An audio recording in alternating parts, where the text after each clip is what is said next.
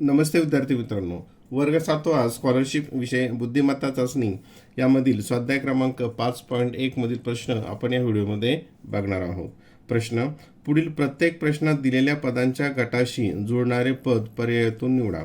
आता याच्यामध्ये 3 शब्द दिलेले आहेत आणि त्याचा एक काही साम्य असल्यामुळे त्याचा गट बनतो. तर याच्याशी साम्य असलेला शब्द इथून आपल्याला शोधायचा आहे. प्रश्न पहिला: नांगरणी, वखरणी, कोळपणी. आता नांगरणी, वखरणी, कोळपणी ह्या शेतीतील कामे आहेत. शेतीतील पिकांच्या मशागतीसाठी करावी लागणारी ही कामं आहेत. मग याच्याशी संबंधित शब्द कोणता? उजळणी. उजळणी येईल का? नाही. रिव्हिजन करणे. ओवाळणी. ओवाळणी, बहीण भावाला ओवाळते तो ओवाळणी. खुरपणी.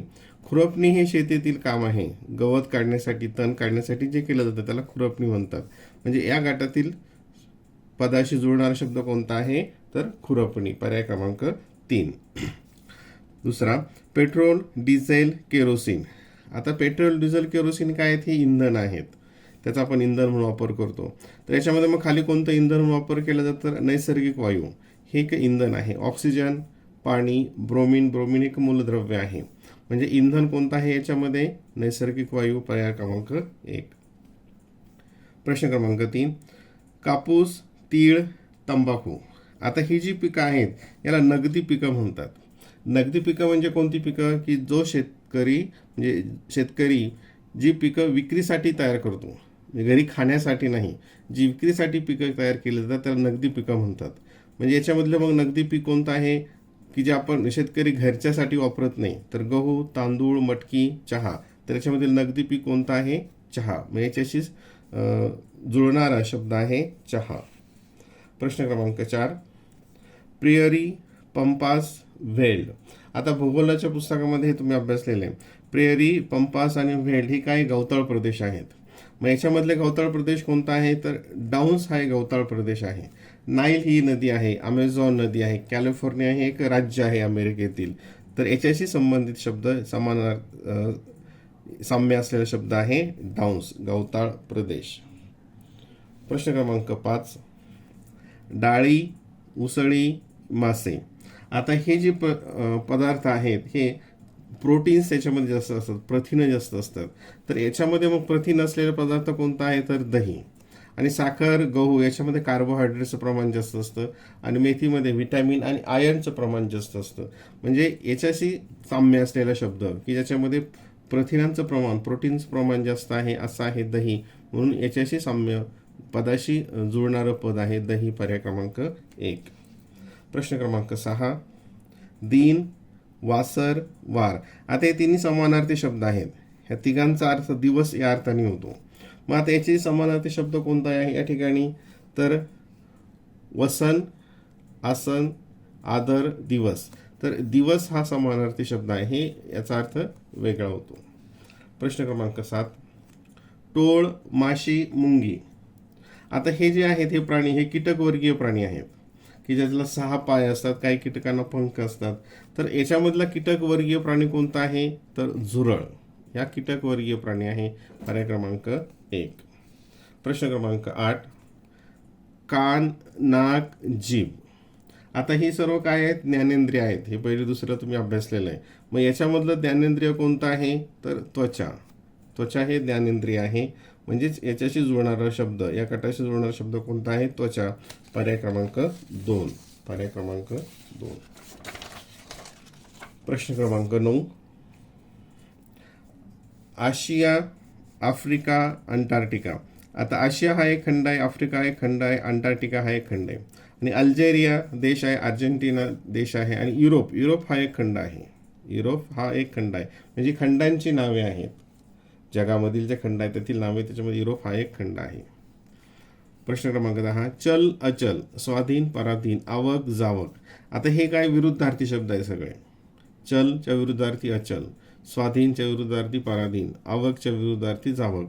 मग आता इथे आवड, निवड विरुद्धार्थी शब्द आहेत की हे सोबत येणारे शब्द आहेत. अतिवृष्टी, अनावृष्टी. अतिवृष्टी म्हणजे खूप पाऊस पडणे आणि अनावृष्टी म्हणजे दुष्काळ पडणे. म्हणजे हे दोन्ही एकमेकांच्या विरुद्धार्थी शब्द आहेत. म्हणून पर्याय क्रमांक 2. मौज, मज्जा हे सोबत येणारे शब्द आहेत. पालन पोषण हे सोबत येणारे शब्द आहेत.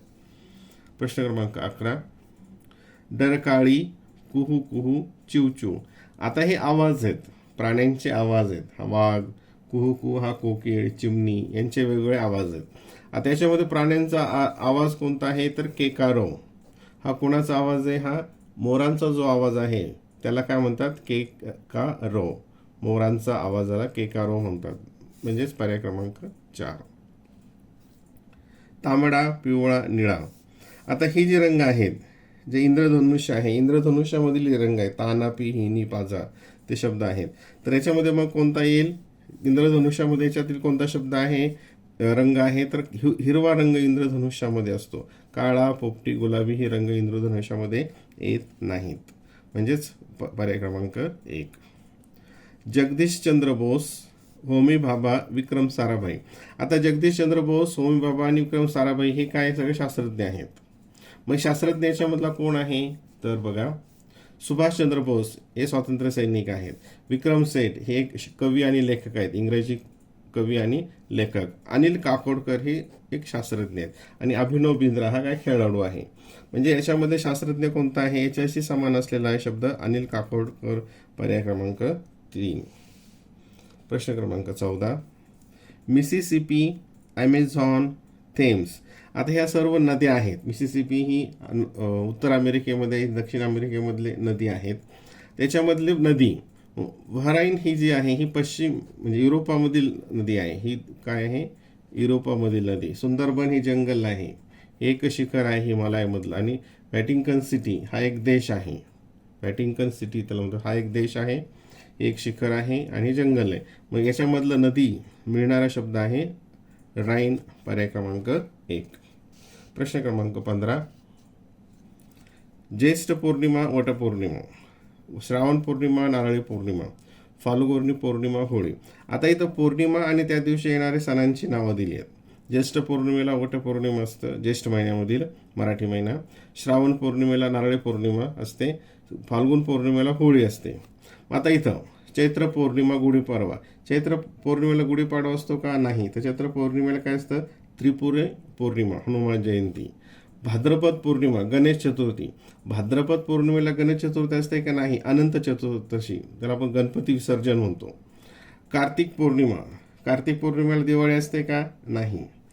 नंतर अश्विन पौर्णिमा, कोजागिरी. अश्विन पौर्णिमेला तर कोजागिरी असते. इथं चैत्र पौर्णिमा जे आहे हे थोडं चूक झालं. चैत्र पौर्णिमा जी आहे इथं आपण मराठी नववर्ष दिन, वर्षाचा पहिला दिवस साजरा करतो. आणि कार्तिक पौर्णिमेला हे त्रिपुरी पौर्णिमा म्हणतात. कार्तिक पौर्णिमेला त्रिपुरी पौर्णिमा म्हणतात, दिवाळी म्हणत नाही. मग याच्यातला याच्याशी संबंधित असलेला शब्द आहे अश्विन पौर्णिमा, कोजागिरी. पर्याय क्रमांक 4.